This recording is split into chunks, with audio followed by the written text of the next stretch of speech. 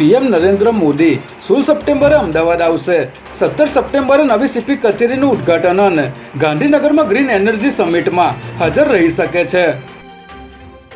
રાજ્યના 43 લાખ બાળકો માટે માઠા સમાચાર સામે આવ્યા. રાજ્ય સરકારે બાળકોને ઉપલબ્ધ કરાવાતો નાસ્તો બંધ કરવાનો નિર્ણય કર્યો. એલજી હોસ્પિટલમાં ડોક્ટર પર હુમલા બાદ નવી નીતિ ઘડવામાં આવી. દર્દી સાથે એક કે બે સગા જ હોસ્પિટલમાં જઈ શકશે. સરખેજના ભારતી આશ્રમમાંથી રાઇફલ મળ્યાનો વિડીયો વાયરલ થયા બાદ ઇન્ચાર્જ પીઆઈએ કહ્યું કે અહીંથી કોઈ પણ હથિયાર મળ્યા નથી.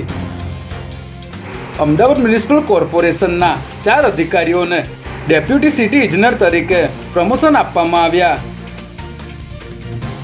અમદાવાદ ક્રાઇમ બ્રાન્ચની આર્થિક ગુના નિવારણ શાખાએ કરોડોનો પ્લોટ પચાવી પાડનાર 3 આરોપીને ઝડપી લીધા.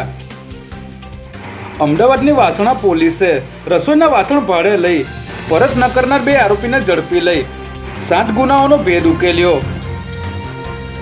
નાના ચિલોડા પાસે હોટલ પરથી હેડ કોન્સ્ટેબલની સામે જ પુત્રવધૂનું અપહરણ કરાયું. નરોડા પોલીસે ગુનો નોંધી તપાસ હાથ ધરી.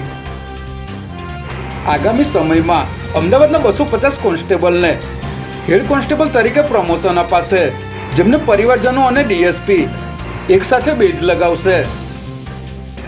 વડોદરામાં વિશ્વામિત્રી નદીએ વેરેલા વિનાશ બાદ વિશ્વામિત્રી રીડેવલપમેન્ટ માટે 1200 કરોડ ફાળવવામાં આવ્યા.